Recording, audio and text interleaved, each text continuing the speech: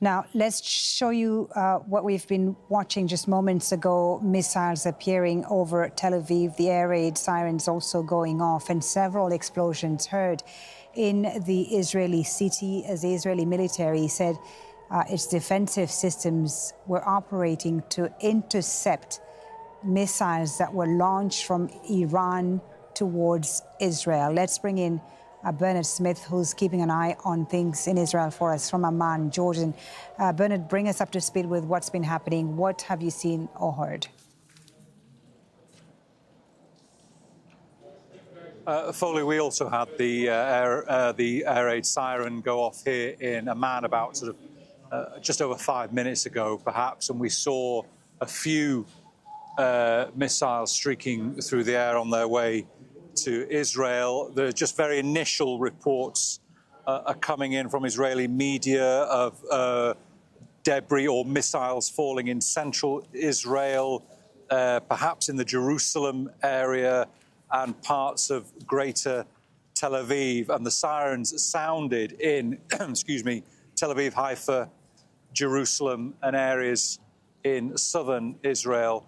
This is about the 8th wave of missiles from Iran in the last 24 hours.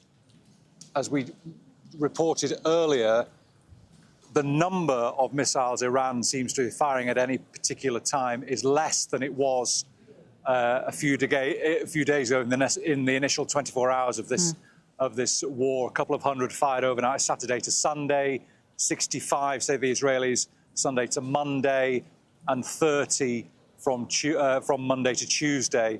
The Israelis say they've destroyed about 200 missile launching locations in Iran, and they believe that the Iranians can't fire the number of missiles they want to.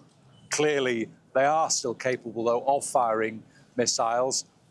Israel says most of the missiles that are fired are intercepted by the Iron Dome, but as we've seen by the defence systems, but we've seen in the last 3 or 4 days, missiles, some do get through and cause considerable devastation when they hit a target. Yeah, I was going to ask you about the impact of the Iranian attacks over the past 5 days. I mean, even as you say, it's been less intense in the last 24 hours.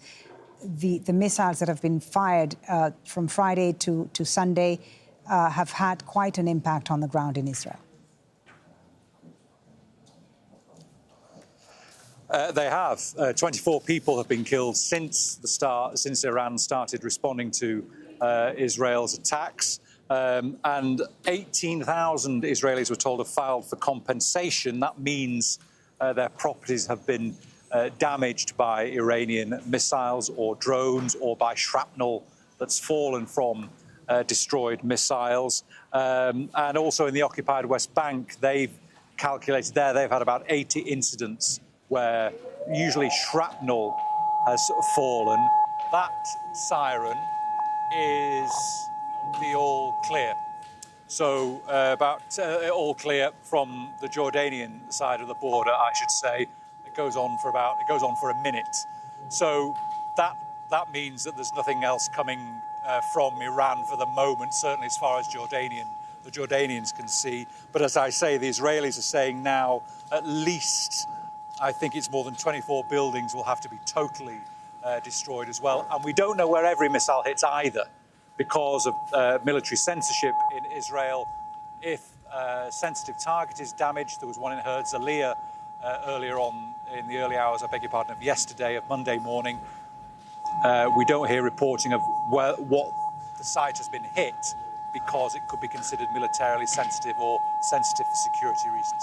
Sorry, that noise is very distracting. Yes, I understand. But that siren, as you say, is the all clear from the Jordanian side. Thank you, Bernard, for bringing us the latest there on the ground from Jordan.